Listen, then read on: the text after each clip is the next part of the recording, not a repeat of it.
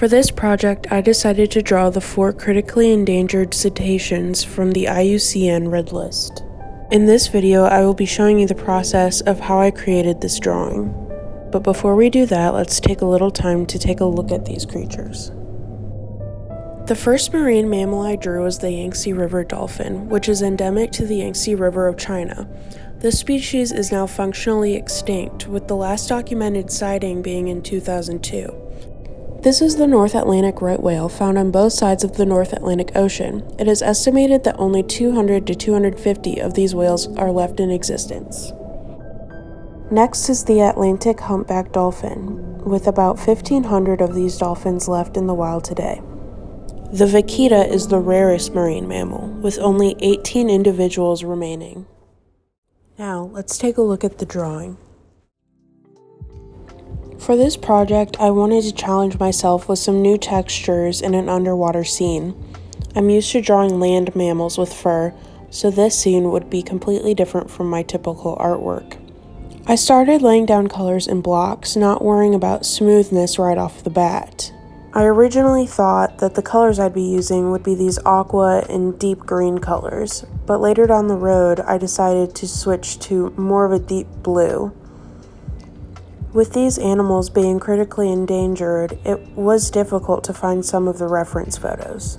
I was careful to pay attention to color tone since some of the photos were more green and some of them were more blue. I found the happy medium and applied that to all 4 of my drawings so that they would match or seem to be in the same environment. I created my own brush for the surface of the water, but I had a bit of an incident with the smudge tool. I revisited the surface of the water later in my drawing process. I jumped around quite a bit in this drawing because I found that if I looked at one part for too long, I didn't like it. But if I would wait and go to something else, then come back, it seemed to be successful.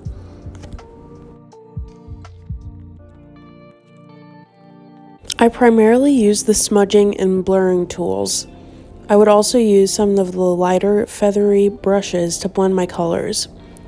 Here you can see me going in, adding a few highlights here and there to the different parts of my whale and the other animals on the screen. I added a lot of texture with the same water brush that I had created for the surface as well. Here you can see me going back and fixing the surface of the water, adding some light leaks with that same brush at different angles.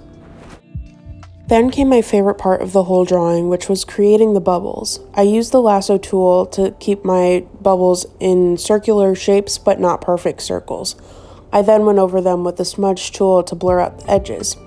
I used the cloning stamp to multiply them across the drawing. 4 icons in the upper left part of the drawing are where I would later put the population numbers of these animals. I knew that I wanted some text to make it look like the drawing was a poster. I tried drawing over the letters, but I ended up just choosing the font instead.